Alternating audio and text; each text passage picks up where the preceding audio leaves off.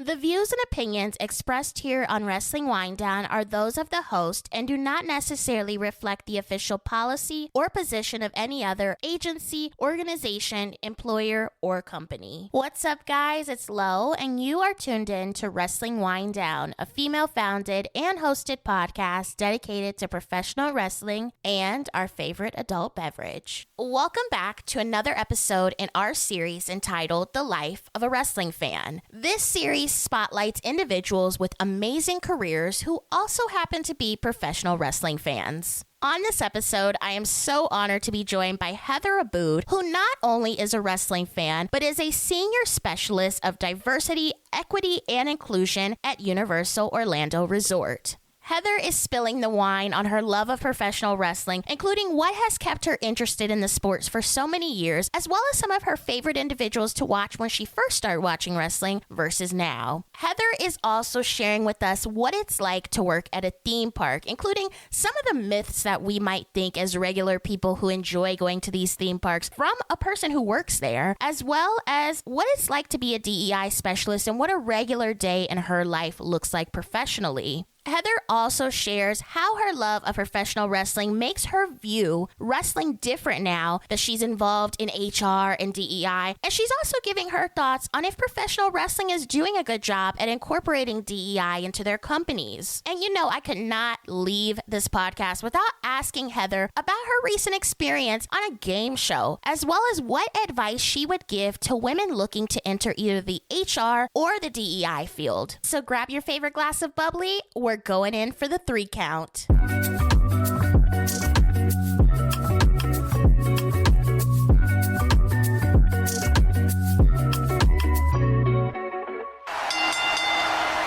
We are back with another episode of Wrestling Winedown, and this is part of our series, The Life of a Wrestling Fan. This series showcases individuals with amazing careers who also happen to be professional wrestling fans. I am joined by Heather Abood. I cannot wait to get into her career. We have so many interesting people that we've had on this series, but this is one where I'm like, I'm so interested. I need to know everything. Ooh. Heather, welcome to Wrestling Winedown. Thank you so much for having me, Lo. I am so stoked to be here. I have been a fan for so long. I've been watching your IG blow up. I ordered a shirt from you for Royal Rumble this year. So I am so excited to have some girl talk and, you know, talk about wrestling. And I've got my wine slushy in my cup here. So yes. Girl, let's do it. Let's do it. Hey, cheers. And we both have on China shirts. It's fitting. Yes, we do. It's fitting. It's so meant to be. Like, we did not even coordinate this, y'all. I promise. We did not. It's just, you know, it's that cis mentality. When did you first become a professional wrestling fan? So my story to becoming a wrestling fan is so interesting because even though I live in Orlando now, which is the home of the Performance Center, home of NXT, I actually was born and somewhat raised in Stamford, Connecticut. So growing up, the WWF at the time was massive. It was like our hometown thing. You know, you'd go into the grocery store and you would see a wrestler or a manager or like someone who was, you know, a commentator or an interviewer. My dad worked in the news at the time, so he would be able to get us tickets to things. Like, I'll have to send you the picture so you can show it of me when I was about 10 or 11 years old and I met Bret the Hitman Hart. And at the time, this is in the early to mid 90s. And like all of my friends were obsessed with like Jonathan Taylor Thomas and all of these heartthrobs. And I was all about Bret the Hitman Hart, like the pink and black attack. I was going to be Heather Hart one day. I was obsessed. So I was an avid fan. My brother really was the one that got me into it. He's my younger brother. And so he's the one that got me into it along with my grandpa. And so my first memory of watching wrestling is sitting in the basement of my grandma's house for the Survivor Series where it was Bob Backlund versus Bret Hart. And Owen forced the parents to throw in the towel. And you would have thought, we thought it was real. We were like, this family is fighting and it's Thanksgiving and they just threw in the towel. And it was just such a great bonding moment. And I really was hooked from there. And so, you know, I think like a lot of wrestling fans, I kind of had some ebbs and flows where I would stop watching, then I would get back in. And so it wasn't until I took a little break right after the Attitude Era and would, you know, catch it every now and then. But it really was in 2013 when I met my husband that I got back into it. And so that was when I really started back into it, like full time watching. And it's pretty much been like that ever since. And, I work it into my TV schedule. I save my Monday nights and my Tuesday nights and my Friday nights. And, like I said, now I live in Orlando, and I'm sure we'll dive into it later, but I'm really fortunate to be friends with a lot of folks who are current and former WWE talent. So it's been cool to have those folks in my life as well. So pro wrestling till I die. You mentioned that you did have a break in between watching wrestling, but what has kept you interested from 2013 to now? Yeah, so it's storyline, right, for me. And so I'm such an avid fan of, I used to watch soap operas. I don't watch them as much anymore, but I love reality shows and I love dramas like 911 and 911 Lone Star, all of those. And it really, you see the meme a lot, and you see a lot of, talk about, oh, wrestling is a glorified soap opera with just men in trunks and women in bikinis. And it's like, first of all, the women don't wear that anymore. Second, it is like a soap opera. And so for me, I love long-term storytelling. I'm always rooting for the underdog. So I love a story. I love when I see somebody, let's say now in NXT, and they just have that it factor. They're like a Jada Parker, and they just really stick out to you.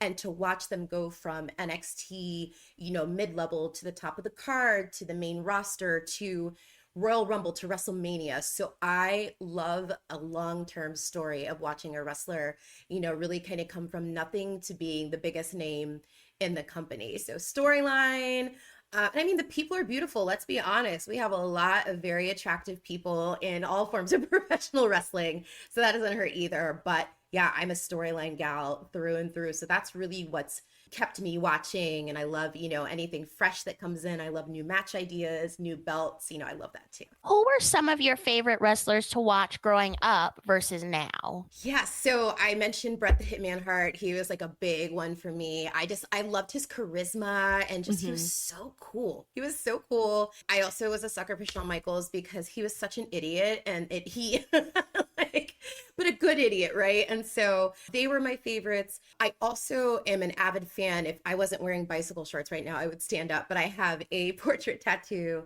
on the back of my leg of Sensational Sherry. So she was a massive, massive inspiration to me growing up, because I've never been, even though I love the makeup and I love the hair and the nails, I have always loved a non-traditional gal, right? And so all of my little girlfriends, Barbie and things that were pink and pretty and princess. And I love Sensational Sherry because not only was she beautiful, she would always have this incredible makeup, which inspired my love for makeup. And she could go toe to toe with both the women and the men. Like, she was scared of nobody. And so I remember being little and seeing her on TV with like Macho King, who turned into Macho Man, and Shawn Michaels. And so she was really what drew me in. And I was like, okay, it's okay to be a girl and watch wrestling because Sherry's on TV and she's so cool. Yeah, Bret, Shawn. I also really loved the gimmick wrestlers like Duke the Dumpster Droese, Bastion Booger, like all of the really random gimmicks that happened in like the late 90s. I'm all about like Shockmaster. Like, my husband and I have a little like Shockmaster shrine in our guest room. We have the helmet and everything. So I'm a sucker for the gimmicks. And so now I am, and of course this makes me biased, but watching the women of color succeed in all facets of not just WWE, but just wrestling in general, AEW, Ring of Honor, TNA, watching women of color and women in general to where they're at now literally gives me goosebumps to think about where they have, where they were and where they are now. And so when it comes to favorites in general, I would say my favorite male talent right now, it's a tie. And I know one of these people, so again, it's bias, but Damian Priest is incredible. And you've never really seen a Hispanic Latino star like him. That is just this kind of hybrid of, Scott Hall, Razor Ramon, a little splash of The Undertaker, different people he's pulled from. So he's really unique, and I really enjoy him. And he's a wonderful human in real life, by the way. And I also really love Trick Williams in NXT. Trick just has it. And he's an example of somebody who, kind of came into the run as a sidekick, right? So he was like the road dog to Jeff Jarrett or the Diesel to Shawn Michaels. And so he was Carmelo's, side guy. And Mm-hmm. now he is just like, woof, top of the roster. So I love Trick, and I've loved watching him really come up, and I cannot wait until his inevitable Royal Rumble appearance when the whole arena, whoa, that's Oh, that's gonna be Trick. so Like, good. I was ready for it this year in Tampa. I was like, okay, where is he? And he didn't come out. I was so sad. Yeah, and then across the other divisions, AEW, I'm a Britt Baker gal. I love her, and I love that she's a multifaceted queen. She's got her dentistry, which is about like 20 minutes from where I live, and then she's in the ring kicking ass. So she's amazing. And then I have to get a shout out to my favorite female indie wrestler is Steph Delander, SDL. She is just killing it. She's out right now with a neck injury. So, she's recovering from that. But I mean, like, between merch, her gimmick, her gear, her personality, like, she was too big for WWE, honestly. So she's another favorite of mine. Again, somebody else, really cool chick. So yeah, so lots of favorites. Along with being a wrestling fan, you currently serve as a senior specialist of diversity, equity, and inclusion at Universal Orlando Resort and have been Yes. part of Universal for over 10 years. What prompted you to work at a theme park? I went to high school in Orlando across the street from Universal. It's a high school called Dr. Phillips High School. Shout out DP. And so I was in a theater magnet program there because I, at the time, was like, oh, I'm going to go to New York and I'm going to be on Broadway and do all these things. And so I was in a theater program, and someone from Universal came in and recruited students because they needed what were called spielers. So spielers are the ones on the rides who are the actors. So, you go on Jaws and you've got the skipper at the front. Same with Disney. They've got like the skipper on the Jungle Cruise. So they needed they have a separate entertainment team at Universal. So this was more attractions, and you could be 16 at the time. And I was like, hell yeah, I get to walk across the street to pick up shifts after school. I've always been a hustler. I'm like, I don't need mom and dad's money. I'm going to go work at Universal. So that's actually how I started. And then I left the company to, do other things in my career, and then came back in 2014. And so it really started with that love in high school. And as I progressed in my career outside of Universal, I wanted to come back. I was like, I kind of miss working there, and I miss, the perks are great. You get free tickets, you get access to things. And so 10 years ago, I applied to work for the creative team as an admin assistant, and have just kind of gone through the ranks since then. I've had so many amazing mentors in my career at Universal, so many people in my corner. I've met a lot of wrestling fans too. Like, one of my favorite wrestling buddies in the world, Tara Dunlap, I should say, not with that A.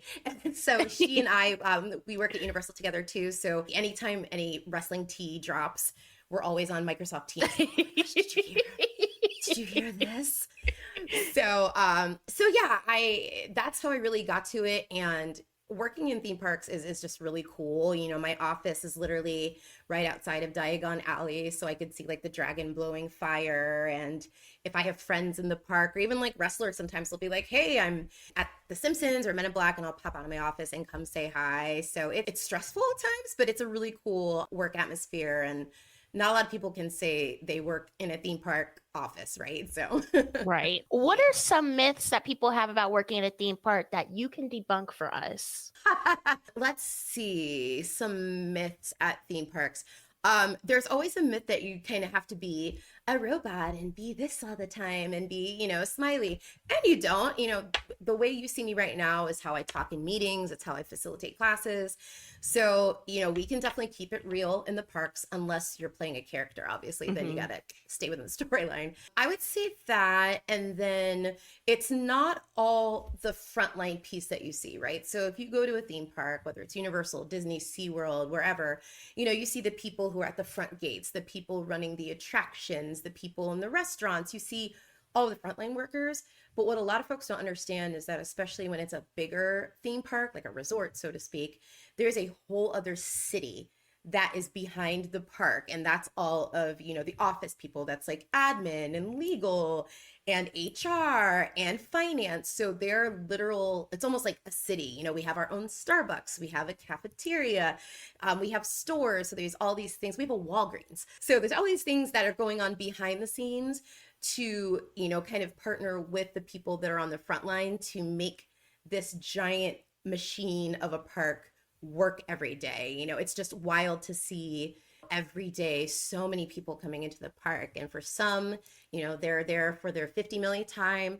For others, sometimes I'll pop out of my office and I see people coming into Diagon Alley for the first time and they're weeping, they're, crying and just so excited to be there. And so, yeah, those are, I would say that's the biggest one, is that we're all not just, selling popcorn at the front. There's so many layers to working in a theme park, and I'm fortunate to be here. So Can you share with us how you've been able to navigate from working in HR to now focusing on DEI, which has been a well talked about topic? Yes.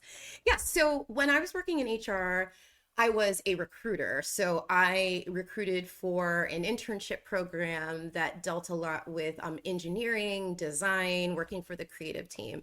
And so as I was navigating that world in recruiting, I noticed that, there is a bit of a lack of, students from different backgrounds, underrepresented communities, underserved classes. And so I put together a plan with my team to say, okay, how do we recruit at HBCUs? How do we recruit at, HSIs, which are Hispanic serving institutions, or go into LGBTQIA communities within colleges, reach out to folks that may not have the same advantage and privilege as others, and bring them into Universal as interns and to foster their careers. And, like one example I can think of is a student I met at a UCF job fair, and UCF is our big school here. And so he came to me and he was studying civil engineering, and he did not have the greatest resume, but he had that like je ne sais quoi about him. He had this energy, and I was like, we need to hire this kid. And now he's part of the big construction project on one of the new hotels at Epic Universe. So like watching him and some of the other interns I hired grow from them just getting a chance from us, that really has been the highlight of my career. And so I took what I learned in HR as a recruiter with fair hiring and unbiased hiring, looking at somebody for what their skill set is versus, who they are, that sort of thing. So I took that, and that's actually how I got into DEI. Was the DEI team at the time said, hey, we've seen your work. We've seen you at the HBCUs. We've seen you putting in the hustle.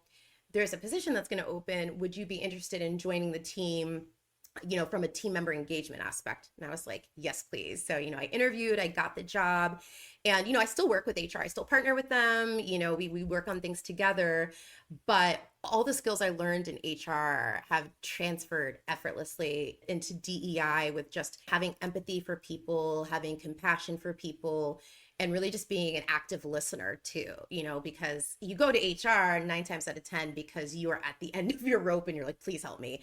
And so I've learned through, not just training, but through real life experiences, how to have empathy for certain situations and how to help people when they need it. And the rooms that I have privilege in, which, I think all of us in some way, shape, or form have some privilege. So I use the privilege I have to uplift folks who may not have the same privilege. And so those are all skills that I learned in HR that have seamlessly transferred into the world of DEI. I love that. Thanks, girl. Thank you. Take me through a day of working as a DEI senior specialist. Does every day look the same? What are you typically dealing with? Just spill it, girl. You spill the tea. So every day's not the same. So I always set out every day. I take the first like 5 to 10 minutes of my day to really kind of do, I say, okay, these are my intentions for the day. This is what I want to get done. This is how I want to feel at the end of the day. And 9.8 times out of 10, it does not go that way because I'll get pulled into something, that sort of thing. But my area of focus is team member engagement, meaning that I am going out there into the park, also behind the park, and, just making sure that all our team members feel safe and included and feel as if they have a home. Because if you think about work, you're there, for, 32 to 40 hours a week. That's a lot of time. So if you're, right. And so if you are spending all that time miserable because you feel left out or you feel excluded, that's not great for your mental health. And I am such a mental health girly. Like I am, anxiety sufferer right here. And I always spread the word about how your mental health is so important. And so day to day, like for instance, yesterday I was at a team member expo, which is where we have different representatives from teams across the park. So like HR, benefits, community relations. We will kind of have a little like table set up, and folks from different departments will come to visit us and talk to us. And so yesterday it was our attractions team, or I might be giving what's called a spot talk for, one of the stores in the park. I'll go in before the park opens and just talk to them about what's going on in our DEI world. I manage 7 resource groups that all tie into affinities, like our Black Employee Network, Asian Pacific Americans. So I have leaders within all those groups, and I just make sure that their programming is intentional, that they have what they need. So I'm managing all of that. And also just making sure that our leaders in the park are up to speed on any sort of DEI news, or they'll come to me and say, hey, we want to diversify our workforce. What should we do?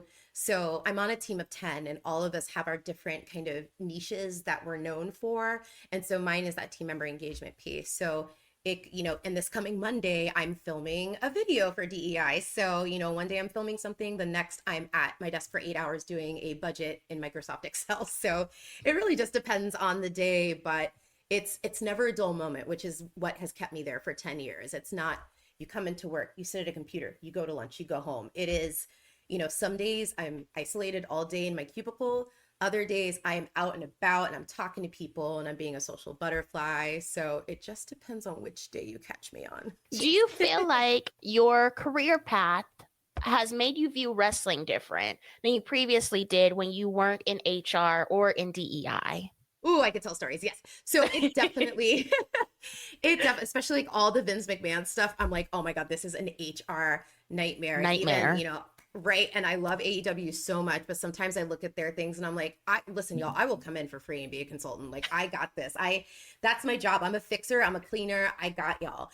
And so it definitely has made me view wrestling in a different way, because when I'm watching, I'm a hardcore empath too. So I can tell if somebody is doing if they're cutting a promo, whether it's backstage or filmed, I'm like, oh, something's on their mind. And I think it might be work related. I can just kind of tell by their cadence. And so, that piece, I always worry about, and I even check in with my friends in both AEW and WWE. I'm like, are you good? Are they treating you well? Do I need to walk you through something? So I definitely, Universal is a very regimented HR team, and we are very consistent with policies all the time. And from what I observe as an outsider, I see not a ton of that in the wrestling world. And so it is definitely, I love working for Universal, but like if something happened and like Universal imploded, my next dream job would be HR for WWE. I would love to be, I would love to actually be a recruiter, not so much like recruiting wrestlers, because I know nothing besides like, I can help you with charisma and cutting your promos, but I don't know anything about athleticism. I'm like, what? So it definitely has put a new lens on wrestling, because I care more about the talent that's on screen than I did before. I'm always like, I hope they're happy. I hope they're good and they feel fulfilled. So I'm such a mama bear. Like, and I do not want kids. I think a big reason I don't want kids is because HR is a lot of, dealing with really heavy issues. And when I come home, I just want to forget. Unwind, so, like, just forget it. That part. Yes. And so, it's opened my eyes to a lot, to say the least. Do you think that professional wrestling companies are doing a good job at incorporating DEI as an outsider looking in? Ooh, so it's funny you mentioned that, because I was watching, I think it was Bad Blood, when Triple H did the press conference, and it had been right in the middle of the storm where people were like, look at this card for Bad Blood. There's not a Black person on this card. It's got a lack of diversity. And somebody in the audience at the press conference asked him a question, and they brought that up. It was a Black journalist who said, hey, what's the tea, Triple H? Why do you not have Black wrestlers? And he used kind of the stale response that a lot of people, your face, you knew. So he used the response that is kind of the safe answer, right? I don't see color. I don't see this. I don't see that. I only see talent. So with that being said, when he says, I don't see color, you should see color. You should see that people come from, whether they're Hispanic, Latino, or Black, or Asian. You should see color and acknowledge color, because your ethnicity is your story. It's a part of who you are. You can't hide it. You can't I can't go into WWE and pretend to be Alexa Bliss. I can't. I'm not a white woman. So you can't hide what your ethnicity is. And so if, let's say, the Triple H was one of my clients at work, I would have just taken him to the side and said, "Hey, Paul, so, great, thank you for answering that. So instead of saying, I see color, take accountability for it and say, you know what, you're right. And we acknowledge that this card did not have any Black talent on it. And from here on out, we're going to do better. We're going to do better to include our Black talent, Asian talent, Hispanic talent, and make sure that they have a spotlight at this event." So that would have been more of an authentic answer. And I get that at those press conferences, you're just trying to answer like wrestling focused questions. They want to know how many people were in attendance, how much money was there. They are not there to talk those logistics. But again, saying, I don't see color, I just see talent, that kind of diminishes, even, the bloodline, right? They are seeped in this beautiful Samoan culture, the body art and the ula fala and the music, like it is very, very much a part of who they are. If they didn't have that Samoan richness and culture, they would just be just a random faction, like, yep, here we are. So if we're going to do that for this culture, we should also have that across the board and not have it be, stereotypical, like Crime Time back in the day, right? It's like, that's it. Like, what? So I would challenge them to look beyond stereotypes, and you have a lot of the Black girls too in WWE, especially the younger ones, who kind of default to the caricature of being a Black woman. And it's you want to have that authentic experience, right? And so the more authentic your product is, the more you're going to pull people in. And so we love Papa H. He's done so many wonderful things for so many people, but I think that was kind of a misstep with saying things like that. And then same with AEW gets a lot of flack, but I will say that they are really good about cycling the talent on their rosters. So you'll see different people, you'll see people you might not have seen in a while. And WWE really focuses on their main storylines, and they don't give people, I think of the first example is Tegan Knox, right? So Tegan Knox, who is my girl, so talented, so talented and hungry and ready to go. And, she was never utilized. And so that, to me, I would look at my roster and say, okay, how can I utilize these people? Let's put them in a faction.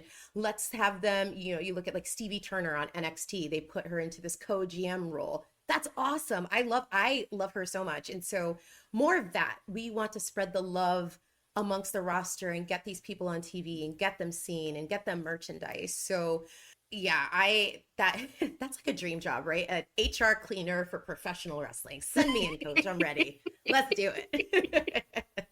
Yes, please. Have you been able to combine your love of wrestling with your job at any point at Universal? I mean, I'm trying to think. So when I'm working, it is a very, it's a business atmosphere. So even, if there's a celebrity in the park, I can't say anything to them unless it's work related. I can say hello, but I can't walk up and be like, "Oh my God, Seth Rollins, Becky, let's have you." I would lose my job, literally would lose my job. So implementing, I would say, it's not a ton because there's not really a big WWE presence in theme parks. Right now, if you go in the gate of Universal, there's a big ad for SmackDown and Monday Night Raw because they're tied to NBCU, which is our parent company. So I would say the one cool thing is, I mentioned that a couple of the talent I've gotten to know through my side gig, which is I'm a drag bar performer. I'm a straight woman. I'm a straight cisgender woman, but I'm the token one that comes in and sings like the big Mariah Carey song while the queens are getting changed. And so I was at a venue called Hamburger Mary's for 10 years in Orlando. And I met so much WWE talent through there because they love drag. Those girls love them a drag show. So I'm kind of tailing from my day job into my night job because I've had more wrestling contact with being a singer.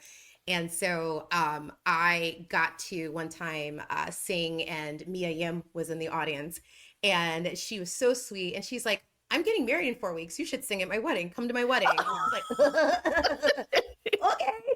I'll have to send you the video because I sang Proud Mary at her wedding, and you see like Allison Kay and Marty Bell, who are now like my girls. You see them doing like the train and Leva Bates.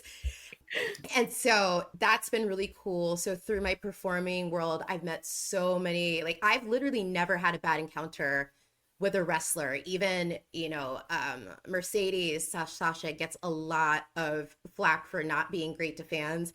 I saw her at a concert one time and like we literally bumped into each other and I had to say something and I was like, I am such a fan of yours. She was like, you watch wrestling? I don't know what that, I think she was like, oh, you're okay, Black girl. And so she was super cool, the nicest person. So I've had really great experiences. And of course, whenever they're, in town, sometimes I'll get a little text like, hey, do you have, can you get me into Universal? And so I'm always happy to take care of them when they come to Universal.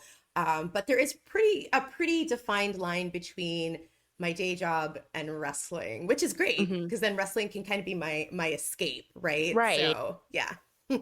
You work recently on a TV show. Can you share a little bit about that? Yeah, so I was on the game show The Floor, which is on Fox. It comes on Wednesday nights at 9. You all should watch it, even though I'm already out of the show. I made it 2 episodes. So yeah, I had a friend who was on the first season, and so I saw that they were doing video auditions. I sent in a quick tape and told them, hey, so I work in DEI during the day and I'm a drag bar singer at night. And they were like, oh, tell us more. So I went through, typical audition round and they called me it was maybe about a month and some change before I left and we filmed in Ireland. Wow. Yeah, so the set is really cool and they can't build duplicates of that set. So got to go to Ireland and I went in focused, and it's a trivia style game show for those who haven't seen it. They show pictures. You have 45 seconds to guess the pictures in the category, and it's kind of like a speed round. And so I went in total game face. I was like, I'm not making any friends. I'm here to win money. I want to go on vacation. I want front row seats at WrestleMania. I need this money. And so I ended up having the time of my life. The people I met were literally all in a WhatsApp chat, and we have been since we filmed in August. And so that was the biggest surprise I got out of the show. I'm like, oh, I made friends. This is cool. And we all just like cheer each other on in life and whatnot. So that was a really cool, that was my prize. But yeah, it being on a game show is weird. And I had watched the first season of The Floor and I was like, oh my God, how did they not get that answer? Why are they taking so long to respond? Listen, can't talk until you have been there, because my Lord, it is so much pressure. And you've got Rob Lowe as the host of the show, like the Rob Lowe. And so he's literally standing right here. And I'm just like trying not to stare at him. And I'm like, oh my God, you're Rob Lowe. I watch you every week on 911 Lone Star. I love you. And so it was definitely an interesting experience, but it was really cool. And you can go to YouTube. It's episode 2, season 2, and you can see me in all my glory. I wore like a dinosaur dress because I wanted to stand out. So it was really fun. And it's still airing, so I can't give away too many secrets, but it's still on the air on Wednesday nights. And if you haven't watched it, it's so much fun and safe for the whole family. For people what advice would you give to a woman looking to enter into the HR or the DEI field? Ooh, so I would say the first thing I would say kind of find, a phrase that we use a lot at work is finding your North Star. So kind of finding what you're passionate about in those worlds. There's a lot of people that say, oh, I'd love to go into HR. I'd love DEI. That's great. But what do you want to do? It's almost like saying, I want to work for WWE. I want to work for AEW.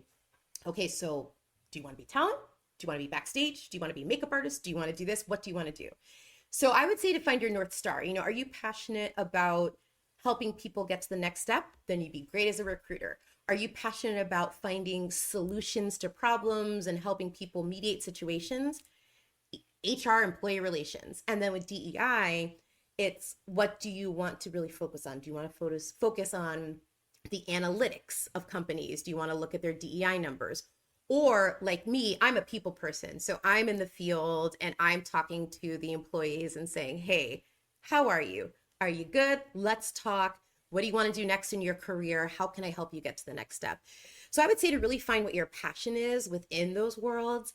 And then LinkedIn, LinkedIn is really a great tool to, network and to find people and to, do those sorts of things. And so I would say, find your people on LinkedIn, join local organizations, that sort of thing. So I, just really network. And if you're listening to this and watching this and you want to go on that path, I'm sure you're going to get my social media handles. So I'm happy to always walk people through how to, transition to that world. And for me personally, I started as an admin assistant years and years and years ago. And that's what really helped me with not only just admin skills in general, but, people skills and interviewing skills and all these other little pieces. And, now there used to be a stigma of, working all these jobs is bad on your resume. It looks like you're a job hopper. No, I do not agree with that. And and I'm not young. I'm 41. So a lot of people assume that I would think, oh, too many jobs. No, work all the jobs you can, especially if you're in your 20s. Work every job, because you can learn skills, you can learn different things from different people, you can meet folks, you can network. So if anybody is in their 20s listening to this or watching this and you are hesitant because you've had a lot of jobs, don't be.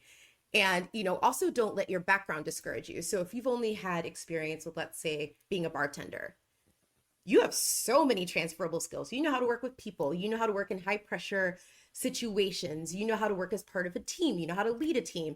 So I would say to never discredit yourself. And I used to tell intern candidates all the time, they would say, oh, I've only ever worked at, Panera Bread. Okay, that's great, because that means you've got the skills to do all of these things that we can transfer into a job. So I would say to never get discouraged. There's always somebody out there that you can look at as a resource or, look at as a mentor, that sort of thing. Or I can be your mentor. Come to me, children. Oh, there you go. See? Thank you, Heather, so much for joining me here on Wrestling Winedown. Where can the people find you on social media? Yes. And first of all, this was so much fun. Oh my gosh.